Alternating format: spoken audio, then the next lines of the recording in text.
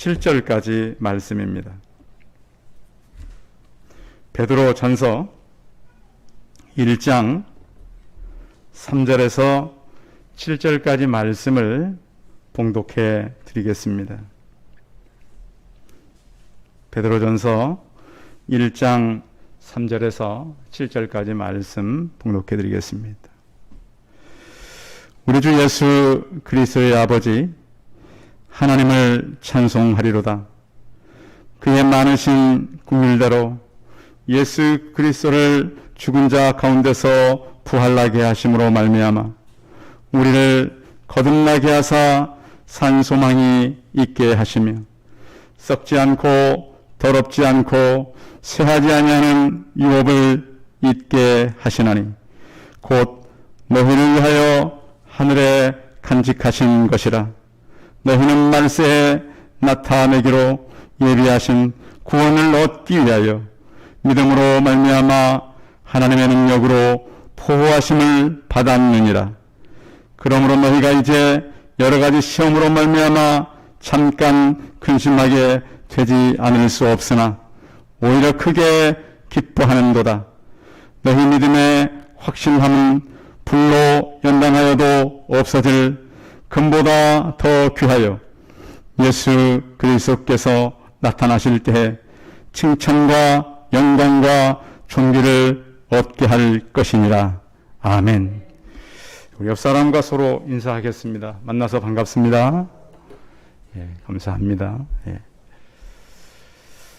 우리의 인생의 미래는 우리가 알 수가 없습니다. 물론 좋은 일이라면 좀 알아도 상관이 없겠지만 좋지 않은 미래를 알고 있다면 얼마나 고통스러울까요? 그런데 살다 보면 때로는 참 기쁜 일을 만날 때도 있습니다. 그래서 요즘에 그 젊은 아이들은 좋은 일을 만나면 와 대박 막 이럽니다. 또 우리 어르신들은 와 이런 일이 내 생에 있을 수가 있는가. 근데 꼭 우리 성도님들 가정에 그런 하나님의 역사하시는 새 일들이 있기를 바랍니다. 하나님은 그런 일들을 우리에게 허락하실 것이고 앞으로 행하실 것입니다. 그런가 하면 우리가 살아가면서 참 만나지 않아도 좋을 만한 그런 일을 만날 때도 있습니다.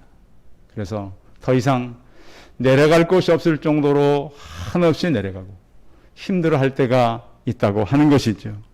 그런데 우리는 어려움을 만나면 이렇게 기도할 때가 있습니다. 하나님, 이 어려운 일들, 내 앞에 문제들이 기적처럼 해결되게 도와주십시오. 그렇게 기도해 보셨죠? 저도 가끔씩 그렇게 기도하는 것 같아요. 하나님, 이 모든 일들이 순식간에 사라지고 없던 것 일던처럼 해 주십시오. 그렇게 기도할 때가 있어요. 그런데 주변 사람들이 이렇게 기도하는 사람들의 글들을 보면 이렇게 얘기해요. 하나님은 우리가 기도할 때 기적이 아닌 씨앗을 심어 준다라고 해요. 씨앗은 그 씨앗 자체는 열매가 보여요, 안 보여요? 안 보입니다. 근데 씨앗 속에는 열매라고 하는 비밀이 이미 숨겨져 있는 것이죠. 그래서 씨앗을 심고 또 우리가 그 씨앗을 우리 마음 가운데 계속 이루어질 것을 바라보고 또 그것을 인내해 간다면 한 부분씩 한 부분씩 진행된다라고 하는 것입니다. 기다림과 우리는 또 많은 일은 우리를 지치게 할 수 있어요. 또 반복되는 일상 속에서 힘들어할 수도 있어요. 그런가 하면 삶의 무게가 너무 무거워서 이렇게 눈물을 흘리고 그 짐 때문에 힘들어할 때가 많고 지치고 연약해질 때가 있어요. 그런데 우리는 미래가 어두워 보이고 앞으로 장래가 힘들다 할지라도 우리가 우리의 시선을 하나님의 시선으로 바꿔가는 것이 중요해요.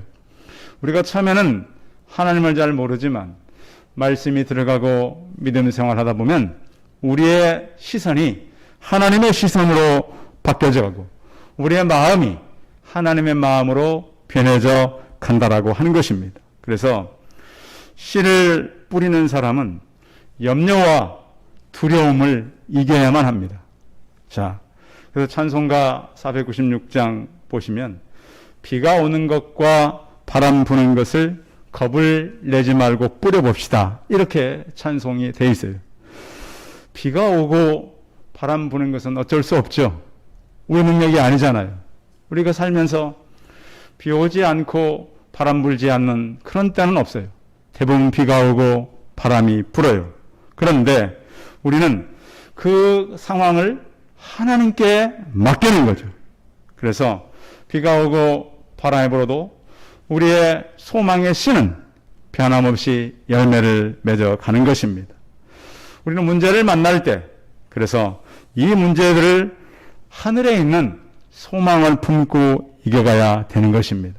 어떠한 우리 삶 속에 어려운 일, 헤쳐가기 힘든 일을 만난다 할지라도 우리는 우리에게 믿음의 소망의 씨를 심은 하나님을 기억하고 흔들리지 않고 나가시기 바랍니다. AD 64년 7월에 로마 시내에 대화재가 발생했습니다. 불이 얼마나 크게 났는지 모르겠어요. 그런데 이 불은 네로 황제가 지른 불이었습니다. 그래서 불타는 그 씨를 바라보며 노래를 했다고 그럽니다. 참 이상한 사람이죠. 불을 질러놓고 자기가 다스려야 될 그 도시를 그 사람들이 아우성 치는 걸 보면서 노래를 할 정도로 비정상적인 사람. 그래서 로마 시민들이 항의를 했습니다. 도대체 이 불을 누가 지른 것이냐? 네로 황제는 이 불지른 사람들의 책임을 기독교인들에게 돌렸습니다. 사람들이 얼마나 화가 났었겠어요. 가끔씩 우리 가까운 한 나라는 나라에 문제가 생기면 다 이거 조선 사람이다.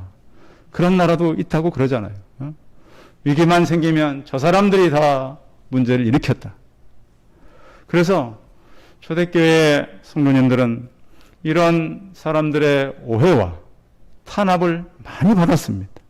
그래서 이들이 붙잡히면 잔인하게 생명을 내놓아야 했고 또 원형경에 끌려가서 사람들의 구경거리가 되기도 했습니다.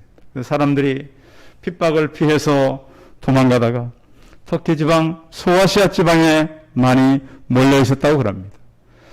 사람들이 소망을 잃고 국가는 조직적인 핍박을 해오고 그러한 그 성도들에게 오늘 베드로는 펜을 들어서 찬송하리로다. 그 위기를 만난 성도들에게 찬송하리로다. 어울리지 않거든요. 여러분 힘들고 어려운데 노래하자 그러면 노래가 나오겠어요? 그런데 오늘 베드로 사도는 찬송하리로다. 그러면서 소망을 얘기한다는 거예요. 이 성경에서 말하는 이 소망은 값진 씨와 같아요. 자, 농사하시는 분들은 그 다음 해에 뿌릴 씨를 그 종자라 그러잖아요. 그 종자 씨를 먹겠습니까? 안 먹겠습니까? 안 먹죠. 저도 어릴 때 이렇게 보면 처마 밑에나 즉 광 같은 데 가보면 종자로 쓰려고 남겨둔 곡식들이 꼭 있었어요. 그 씨죠. 곡식이라보다는 종자 씨. 근데 그것은 절대 드시지를 않는 거예요. 자, 그 씨를 먹어버리면 어떻게 해요? 다음에 소망이 없는 거예요. 그러니까 하나님께서 우리에게 주신 어떤 소망이 있다는 거예요. 그래서 이 소망을 오늘 성경은 산 소망이라고 그래요. 그래서 소망도 두 가지가 있는 거예요. 죽은 소망이 있고 산 소망이 있어요. 우리 성도님들은 위로부터 내려온 산 소망을 가진 믿음의 소유자들이 되기를 바랍니다. 그렇게 혹독한 위기와 어려움에 처해 있는 그들에게 아직도 우리는 찬송할 것이 있고 우리가 갖고 있는 소망은 없어진 것이 아니고 영원한 산 소망이다. 그런데 이것을 어떻게 증명할 수 있어요? 위기에 몰리고 생명조차도 지금 부지할 수 없는 그런 상황 속에서 하나님을 찬송하고 산 소망이 있다니요. 그것도 영원한 소망이 있다니요. 이게 맞는 말일까요? 그런데 베드로 사도는 분명히 그것을 오늘 글로써 표현해 주고 있어요. 자, 3절 같이 읽어봐요. 이들에게 산 소망이 뭔지. 3절 시작. 우리 주 예수 그리스도의 아버지 하나님을 찬송하리로다. 그의 많으신 긍휼대로 그리스도를 죽은 자 가운데서 부활하게 하심으로 말미암아 우리를 거듭나게 하사 산 소망이 있게 하시며. 자, 예수 그리스도를 죽은 자 가운데서 부활하심으로 말미암아 우리를 거듭나게 한 산 소망이 있게 했다는 거예요. 자, 예수님은 고린도전서 15장에 보면 부활의 첫 열매라 그래요. 첫 열매라고 하는 것은 그 다음 열매도 계속 이겨가고 추수한다는 의미를 갖고 있어요. 자, 그래서 우리가 이 부활이라고 하는 것은 지금 우리가 살아가는 이 삶과는 전혀 다른 부활의 영혼의 세계가 있다는 거예요. 자, 우리가 지금은 이제 이 시간의 지배를 받잖아요. 그런데 부활에 들어가는 그 시간은 시간의 지배를 초월을 해요. 그래서 죽음 이후에 만나는 시간은 우리가 육신을 가지고 있는 지금의 시간과 달라요.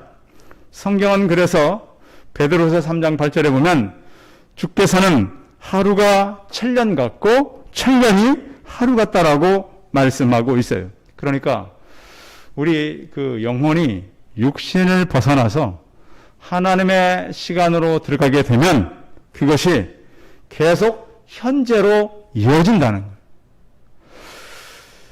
기독교는 세상을 바꾸는 역동성을 가지고 있었는데 그 역동성은 바로 그들이 믿고 있는 부활 신앙에 있었어요. 죽어도 끝이 아니라 새로운 시작이 있다는 거예요. 우리가 이 땅만 있다 그러면 상당히 절망스러울 수 있어요. 근데 우리가 그런 말이 있잖아요. 빙산의 일각이라고. 우리가 지금 이 땅에서 사는 삶은 굉장히 짧고 잠시 지나가는 것 같은데 베드로 사도는 오늘 지금 너희가 환난을 만나지만 분명하게 부활 이후에 삶이 있다는 거예요. 어떠한 공포도 회적인 삶도 상처도 우리를 좌절할 수 없다. 그것은 우리는 분명히 부활하신 예수 그리스도를 닮고 부활신앙으로 살아간다고 하는 것입니다. 영국의 한 변호사가 사람이 부활이 없다라고 하는 것을 밝히기 위해서 글을 쓰기 시작했습니다. 변호사니까 잘 썼겠죠. 이걸 변호하려고. 부활은 가짜다. 그래서 엄청난 연구와 노력 끝에 한 책을 썼습니다. 그 책 제목이 뭐냐면 누가 돌을 옮겼나라고 하는 책이에요. 자기가 조사해 보니까 예수 그리스도의 부활한 이 사실은 이론적으로 따져보아도 확실한 거예요. 그러니까 대충 애매하게 아니까 부활을 잘 이해하지 못하고 믿지 못하지 확실하게 파고드니까 이것은 너무 분명하더라는 거예요. 왜 분명한가? 예수 그리스도의 부활이 가짜라면 서기관들이 그냥 있었겠는가? 바리새인들이 그냥 있었겠는가? 로마인들이 분명한 그 부활은 가짜라고 하는 무슨 증거물을 남겼을 거라는 거예요. 그런데 아무리 찾아봐도 그 부활이 가짜라고 하는 증거물이 발견되지 않는 거예요. 왜 그렇죠? 사람들이 다 알았으니까. 1세기 사람들은 그들이 직접 보고 만나고 그들 가운데 행했던 예수님을 다 알았어요. 그래서 부활을 믿을 수밖에 없게 된 거예요. 그래서 사람들은 그렇게 말하잖아요. 죽으면 뭐라 그래요? 끝이라 그래요. 죽으면 끝이지. 그렇지 않으면 내가 너를 죽이면 너는 끝이지. 아니면 없애버리면 끝이지. 그런데 기독교 신앙은 거기부터 끝이 아니라 지금까지 차원이 다른 새로운 삶이 시작된다는 거예요. 그래서 사람이 살면서 부활하신 예수 그리스도를 만나는 것은 어두운 밤을 헤매다가 멀리 보이는 등대의 불빛을 보는 것과 같아요. 스칸디나비아의 그 페트로라고 한 어부 얘기를 많은 사람들이 하는데, 어느 날 이 어부가 아들과 함께 고기잡이를 나섰습니다. 지금처럼 무슨 그 일기예보가 정확한 것도 아니고 눈으로 보기에 잔잔하면 그냥 고기 잡으러 가는 겁니다. 그날따라 예상치 못한 태풍이 몰아쳤습니다. 조그만 배는 바닷속에서 나뭇잎처럼 표류됐습니다. 그리고 밤이 됐습니다. 깊은 지륵 같은 밤. 이 강풍에 맞서서 싸워야 되는데 문제는 어디로 배가 가야 되는지. 다행히 파손되진 않았어요. 그 아들과 함께 그러게 바다를 헤매고 있는데 멀리서 불기둥이 하나 보였어요. 그래서 와, 저기가 육지구나. 그래서 육지를 향해서 노를 저어서 왔더니 자기 마을인 거예요. 마을에 와서 보니까 그 부인이 나와서 큰일 났어요. 내가 실수로 우리 집을 태웠어요.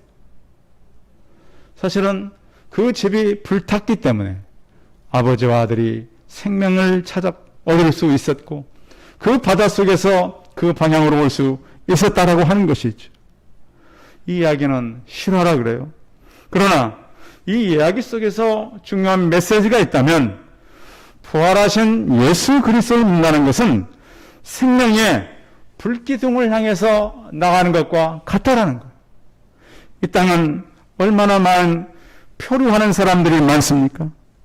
부활은 예수 그리스도의 부활은 1264의 최대 사건이에요.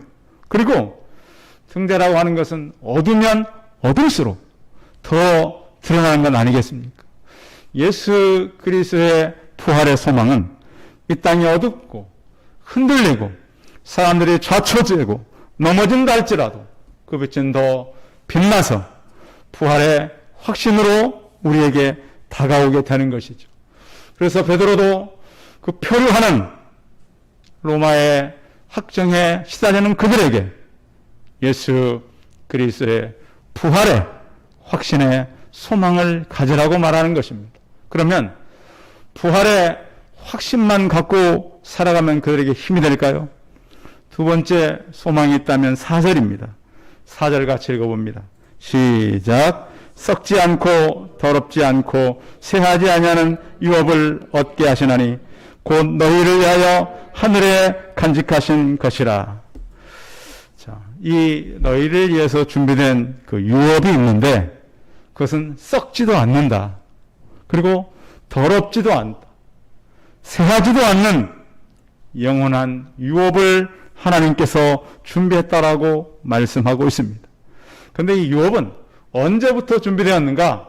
창세 전부터 준비된 것입니다.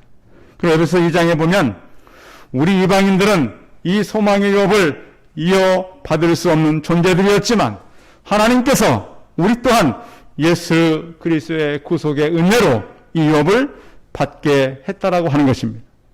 인생은 그림자와 같이 지나갑니다. 사람들의 목표는 물질도 모으고 어떤 자기 나름대로 목표한 것들을 세우고 또 행복을 다른 데서 찾으려고 하지만 이 세상에는 하나님을 주인으로 섬기는 사람과 물질을 주인으로 섬기는 사람 두 종류의 사람들이 살아가게 되는 것입니다. 그런데 이렇게 물질을 섬기는 사람들을 이렇게 집에 한 번씩 방문해 보면 아주 비싼 물건들이 거실에 있어요. 그래서 이 물건을 집에 갖다 놓으면 뭐가 들어온다고요? 복이 들어온다고. 그래서 이렇게 가보면 그 우리나라 그 영화 같은 데도 보면 꼭 그 뭐를 사다가 집에 놓고 그럼 그때부터 이제 어떤 집에 어떤 기운이 바뀐다는 거 아니겠어요? 이게 우상을 섬기는 이런 물질적인 마음인 것이죠. 그런데 인생은 하나님께서 우리에게 공평하게 하셨어요. 우리가 가지고 갈 수 있는 것이 아무것도 없어요. 빈손으로 왔다가 빈손으로 가는데 우리에게는 하늘에 간직해 놓은 그것이 있다. 그것은 하나님이 우리에게 소망을 주시기 위해서 그곳에 갖다 놨는데 우리가 얼마나 사단의 유혹으로 이 땅에 많이 혼미하게 살아갑니까? 썩을 것으로 썩지 않을 것을 이길 수가 없어요. 소망을 가진다라고 하는 것은 이 영원한 세계를 우리에게 가진다는 것인데요. 그러니까 이제 영원한 세계를 우리가 먼저 갖고 세상은 덤으로 주는 거예요. 근데 우리가 자칫 잘못하면 덤으로 주신 것을 주로 생각하고 주로 준 것을 덤으로 생각할 수 있어요. 그런데 성경에 보면요. 하나님께서 우리에게 주신 영원한 유업을 가지면 세상은 덤으로 얻는 거예요. 그런데 세상의 것을 덤으로 준 것을 얻으려고 보면 둘 다 잃게 된다는 거예요. 하나님께서 우리에게 주신 영원한 영을 붙잡으면 이 땅은 덤으로 주어지는 하나님의 복이 있어요. 우리는 천국을 소망 삼고 살아가는 믿음의 사람들이에요. 그래서 이 상속을 우리에게 주셨다고 하는 거예요. 이 상속은 없어지지도 않고 썩지도 않고 영원한 우리 가슴 속에 아무도 그것을 빼앗을 수 없는 곳에 간직해 두었다. 초대교회 성도들이 핍박해서 도망올 때는 모든 걸 잃었습니다. 그 잃을 때 평생도록 모은 게 얼마나 아까웠겠습니까? 그런데 하나님은 아무도 빼앗아갈 수 없는 그곳에 하늘에 간직해 두었다라고 말씀합니다. 성도 여러분, 우리의 소망은 예수 그리스도의 부활의 확신도 있지만 하나님께서 예비한 또 그곳에 가면 이 땅에서 누리지 못한 또 완벽한 것들이 준비되어 있음을 확신하고 그 소망에 붙잡혀서 살되 이 땅의 것에 붙잡혀서 흔들리지 않기를 바랍니다. 이렇게 영원한 하늘의 유업이 있을 뿐만 아니라 또 7절에는 이렇게 말씀하고 있습니다. 7절 같이 한번 읽어봅니다. 시작. 너희 믿음의 확실함은 불로 연단하여도 없어질 금보다도 귀하여 예수 그리스도께서 나타나실 때에 칭찬과 영광과 존귀를 얻게 할 것이니라. 자, 이 확신을 예수 그리스도를 통해서 구원의 소망을 주셨다는 거예요. 이 성경은 우리가 5절에도 보면 말세에 나타내기를 예비하신 구원을 얻게 해서 믿음으로 말미암아 하나님의 능력으로 보호하심을 받았다 그랬습니다. 이 말세는 성경에 두 가지로 나타납니다. 하나는 예수님이 이 땅에 초림했을 때부터 다시 오실 때가 말세라고도 얘기합니다. 또 하나는 예수님이 이 땅에 오시면 우리는 종말을 맞게 되는 것이고 또 개인적으로 하나님께서 우리를 부르실 때 종말을 맞게 되는 것이죠. 기독교 그 역사적 유물 가운데 카타콤이라는 것이 있는데 기독교인들의 지하 무덤이죠. 원래 있던 무덤이에요. 로마의 그 장례 문화가 발전하면서 지하에 여러 층을 이렇게 파가지고 시신을 안장하는 그런 무덤들이 있었습니다. 기독교인들이 도망가다가 갈 곳이 없어서 그리로 들어갑니다. 그런데 거기에서 이제 기독교인들이 모여서 예배도 드리고요. 숨어서 생명을 부지하기도 하는데 거기에 사는 기독교인들에게 오해가 있었습니다. 성찬식에 대한 오해였습니다.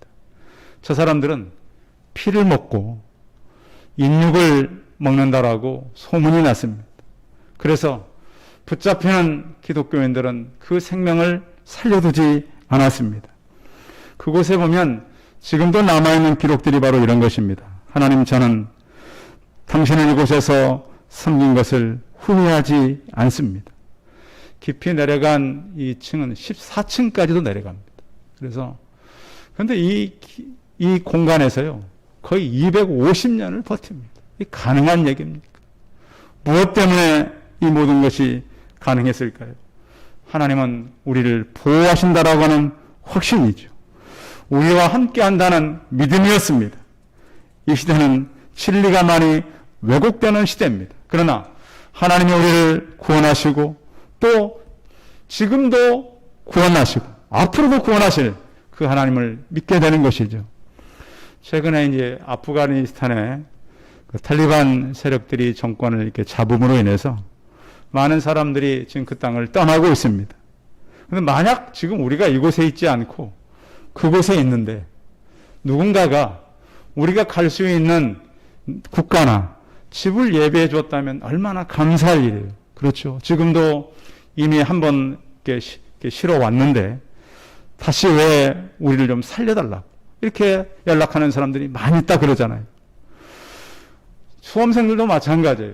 수험생들 지금 공부하느라고 얼마나 마음 졸여요. 그런데 만약에 준비된 학교, 대학이 이미 준비됐고 너는 그냥 가면 돼. 이러면 얼마나 마음의 위로를 얻겠습니까?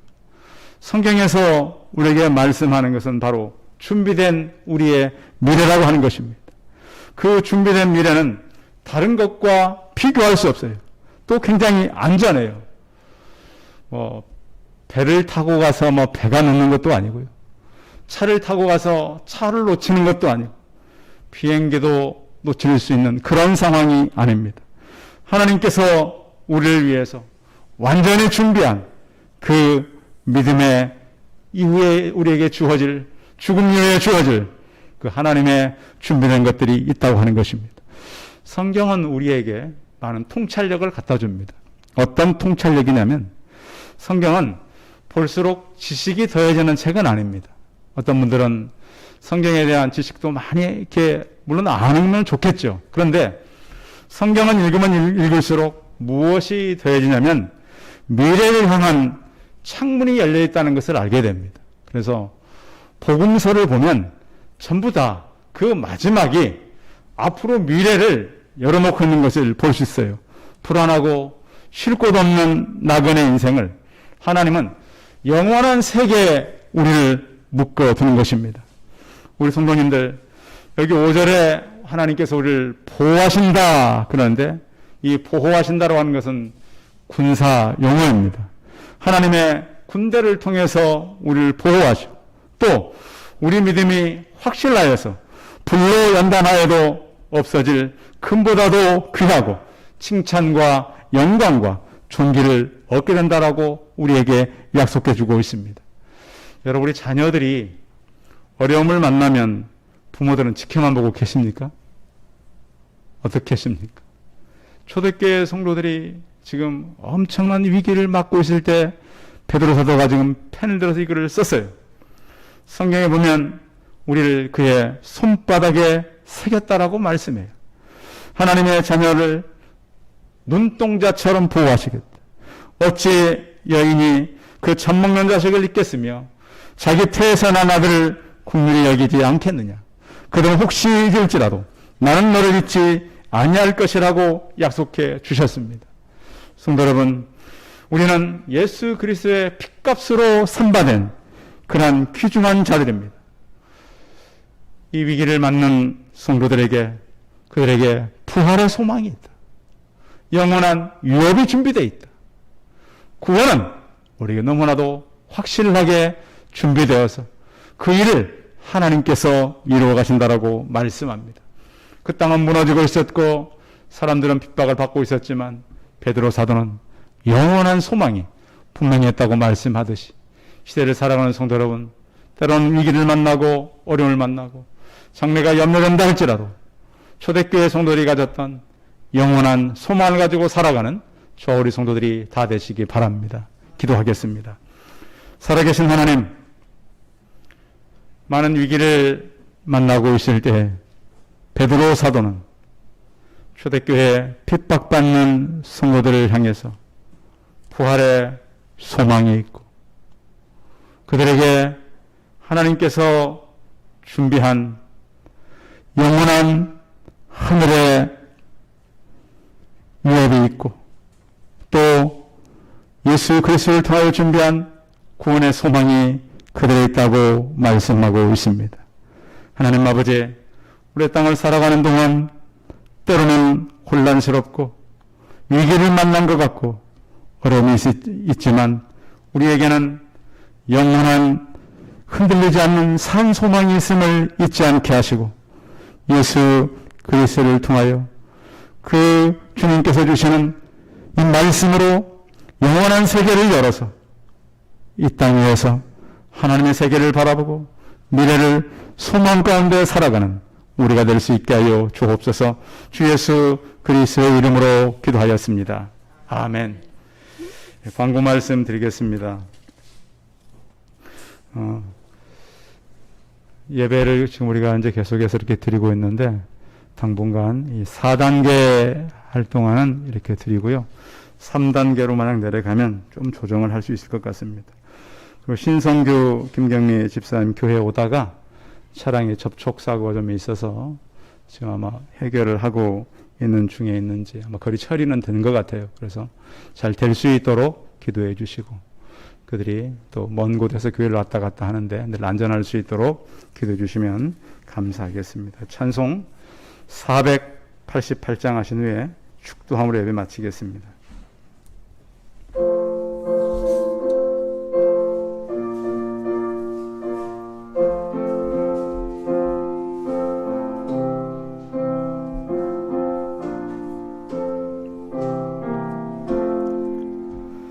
이 몸의 소망 무한과 우리 주 예수뿐일세. 우리 주 예수 밖에는 믿으리 아주 없도다. 주 나의 만성이시니 그 위에 내가 서리라. 그 위에 내가 서리라. 무섭게 바람 부는 밤 물결이 높이 설렐 때 우리 주 크신 은혜에 소망에 닿칠 줄이라. 주 나의 반석이시니 그 위에 내가 서리라. 그 위에 내가 서리라. 세상에 믿던 모든 것 끊어질 그날 되어도 구주의 언약 믿사와 내 소망도 그리라. 주 나의 반석이시니 그 위에 내가 서리라. 그 위에 내가 서리라. 바라던 천국 올라가 하나님 앞에 배울 때 구주의 의를 힘입어 오여심하로 서리라. 주 나의 반석이시니 그 위에 내가 서리라. 그 위에 내가 서리라. 이제는 우리 주 예수 그리스도의 은혜와 하나님 아버지의 무한하신 사랑과 성령의 교통하심이 핍박받는 초대교회 성도들에게 영원한 소망을 깨닫게 하고 또한 이 시대를 살아가면서 혼란스럽고 어두운 때를 부활의 확신과 영원한 유업과 예수 그리스도를 통한 구원의 확신을 가지고 살아가기를 소원하는 우리 성도들의 머리머리에와 이들의 가정과 자녀들과 사업터와 일터 위에 이제로부터 영원토록 함께 있을지어다. 아멘.